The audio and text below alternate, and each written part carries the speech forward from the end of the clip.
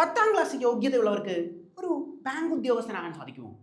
സാധിക്കും എന്നുള്ള കാര്യമാണ് ഫെഡറൽ ബാങ്ക് പറയുന്നത്. നമുക്കറിയാം, നമ്മുടെ ആലുവയിൽ ഹെഡ്ക്വാർട്ടേഴ്സ് ഉള്ള ഇന്ത്യയിലെ ഏറ്റവും മികച്ച ബാങ്കുകളിൽ ഒന്നാണ് ഫെഡറൽ ബാങ്ക് എന്ന് പറയുന്നത്. ഈ ഫെഡറൽ ബാങ്കിന്റെ ഓഫീസ് അസിസ്റ്റന്റ് റിക്രൂട്ട്മെന്റ് ആണ് വന്നിരിക്കുന്നത്. ഇതിന്റെ ലാസ്റ്റ് ഡേറ്റ് എന്ന് പറയുന്നത് 8 ജാനുവരിയാണ്. ആർക്കൊക്കെയാണ് ഈ എക്സാമിനേഷന് അപ്ലൈ ചെയ്യാൻ സാധിക്കുന്നത്? നമ്മൾ ഓൾറെഡി പറഞ്ഞു 10ാം ക്ലാസ് ആണ് യോഗ്യത എന്ന് പറയുന്നത്. അപ്പം ഏതൊക്കെ വിഭാഗം ആളുകൾക്ക് ഈ എക്സാമിനേഷൻ അപ്ലൈ ചെയ്യാൻ സാധിക്കും, എന്താണ് ഇതിന്റെ സിലബസ് എന്നൊക്കെയുള്ള കാര്യം നമുക്ക് കൃത്യമായി നോക്കാം. ഒരിക്കൽ കൂടി ഓർമ്മിപ്പിക്കുന്നു, ഇതിന്റെ ലാസ്റ്റ് ഡേറ്റ് എന്ന് പറയുന്നത് ജാനുവരി 8 ഈ ഫെബ്രുവരി 1 ഈ എക്സാമിനേഷൻ വരുന്നത് എന്നുള്ള കാര്യം ഓർക്കുക. അതായത് ഇനി നമ്മുടെ മുമ്പിൽ വളരെ കുറച്ച് ദിവസങ്ങൾ മാത്രം. പക്ഷെ വിഷമിക്കേണ്ട, ഈ കുറച്ച് ദിവസം കൊണ്ട് നമുക്ക് ജോലിയിലേക്ക് പ്രവേശിക്കാൻ സാധിക്കും. അതിന്റെ കാരണം എന്താണ് എന്ന് ചോദിച്ചു കഴിഞ്ഞാൽ, ഡിഗ്രി ഉള്ളവർക്ക് ഈ എക്സാമിനേഷന് അപ്ലൈ ചെയ്യാൻ സാധിക്കുകയില്ല. അതായത് ബാങ്ക് ജീവനക്കാർ, ബാങ്കിലെ ജോലി എല്ലായ്പ്പോഴും നോക്കുന്നത് ഡിഗ്രി ഉള്ള ആൾക്കാരാണ്.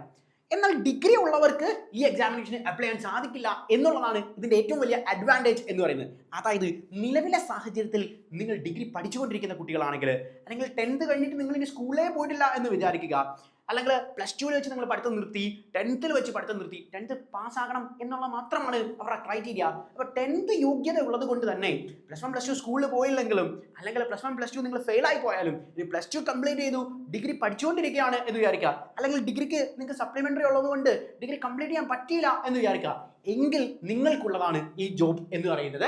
സോ ആകെ നമ്മുടെ മുമ്പിൽ 10-25 ദിവസങ്ങളേ ഉള്ളൂ. പക്ഷെ നമുക്ക് പഠിക്കാൻ വളരെ കുറച്ച് ലിമിറ്റഡ് ടോപ്പിക്സേ ഉള്ളൂ എന്നുള്ളതാണ് പ്രത്യേകത. ഇനി ആർക്കാണ് ഈ എക്സാമിനേഷൻ അപ്ലൈ ചെയ്യാൻ സാധിക്കുന്നത് എന്നുള്ള കാര്യം കൂടി നമുക്ക് നോക്കാം. മിനിമം ഏജ് എന്ന് പറയുന്നത് 18 വയസ്സാണ്. മാക്സിമം ഏജ് എന്ന് പറയുന്നത് 20 വയസ്സാണ്. അതായത് വളരെ ലിമിറ്റഡ് ആയിട്ടുള്ള ആളുകൾക്ക് മാത്രമേ ഈ എക്സാമിനേഷൻ അപ്ലൈ ചെയ്യാൻ സാധിക്കുകയുള്ളൂ. അതുകൊണ്ടാണ് ഞാൻ പറഞ്ഞത്, ഈ 18 വയസ്സിനും 20 വയസ്സിനും ഇടയിലുള്ള കുട്ടികൾക്ക് ഇതൊരു ഗ്രേറ്റ് ഓപ്പർച്യൂണിറ്റിയാണ് എന്ന് പറയുന്നത്. കാരണം വളരെ ലിമിറ്റഡ് ആയ ആൾക്കാരായതുകൊണ്ട് കട്ട് ഓഫ് വളരെ കുറവായിരിക്കും എന്നുള്ളതാണ് പ്രത്യേകത. ഇനി ഇത് നമ്മുടെ കേരള ബേസ്ഡ് ആയിട്ടുള്ള ഒരു ബാങ്ക് ആയതുകൊണ്ട് നമ്മുടെ കേരളത്തിൽ ഓരോ ഡിസ്ട്രിക്ട് ബേസിലാണ് വേക്കൻസി വന്നിരിക്കുന്നത്. അപ്പോൾ നിങ്ങളുടെ ഡിസ്ട്രിക്റ്റിൽ നിങ്ങൾക്ക് ജോലി കിട്ടും എന്നുള്ളൊരു അഡ്വാൻറ്റേജ് കൂടിയുണ്ട്.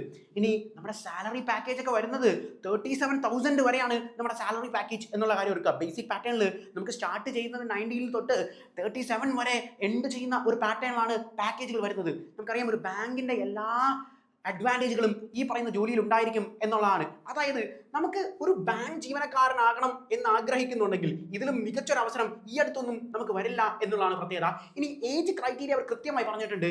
അതായത് 2005 ഡിസംബർ 1 2007 ഡിസംബർ 1 ഇടയിൽ ജനിച്ചവർക്ക് മാത്രമാണ് ഈ എക്സാമിനേഷൻ അപ്ലൈ ചെയ്യാൻ സാധിക്കുന്നത്. ഇനി SC/ST കാരാണെങ്കിൽ നിങ്ങൾക്കൊരു അഡ്വാൻറ്റേജ് കൂടിയുണ്ട്. അതായത് 5 വർഷത്തെ റിലാക്സേഷൻ ഉണ്ട്. അതായത് 25 വയസ്സ് വരെയുള്ള SC/ST കാറ്റഗറിയിൽ വരുന്ന ആൾക്കാർക്ക് ഈ എക്സാമിനേഷന് അപ്ലൈ ചെയ്യാൻ പറ്റും.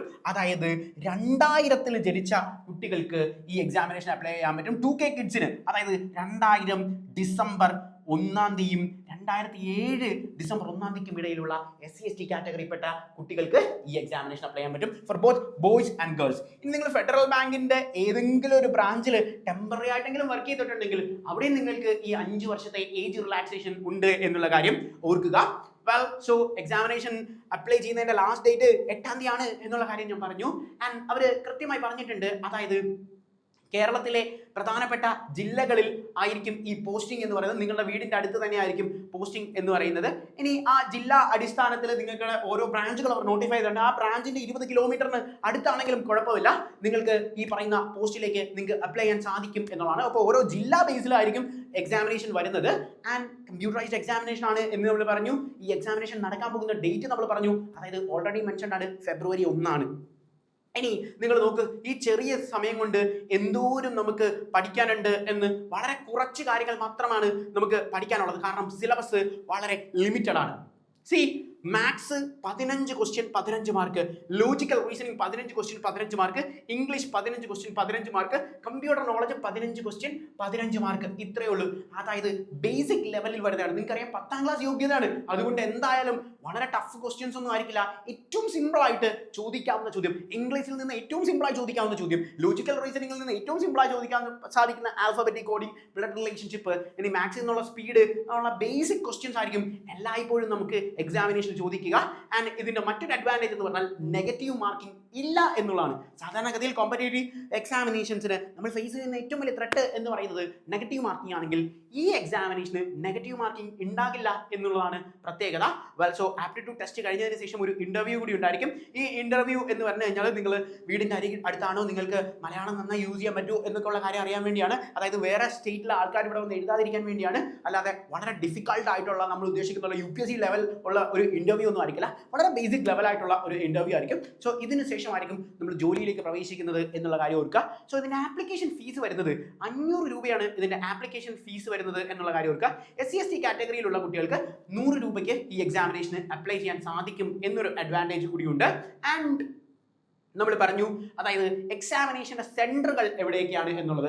കേരളത്തിൽ നമുക്ക് എറണാകുളം, തൃശ്ശൂർ, കോട്ടയം, കോഴിക്കോട്, തിരുവനന്തപുരം, അതായത് നോർത്ത് കേരള മുതൽ സൗത്ത് കേരള വരെ എല്ലായിടത്തും നമുക്ക് സെന്ററുകളുണ്ട്. സോ കേരളത്തിലാണ് ഏറ്റവും കൂടുതൽ സെന്റേഴ്സ് ഉള്ളത് എന്നുള്ള കാര്യം നോക്കുക. അപ്പോൾ ഏറ്റവും കൂടുതൽ സെന്റേഴ്സ് ഉള്ളതും കേരളത്തിൽ തന്നെയാണ്. കാരണം നമ്മൾ ഓൾറെഡി പറഞ്ഞു ഹെഡ്ക്വാർട്ടേഴ്സ് വരുന്ന ആലുവയാണ്.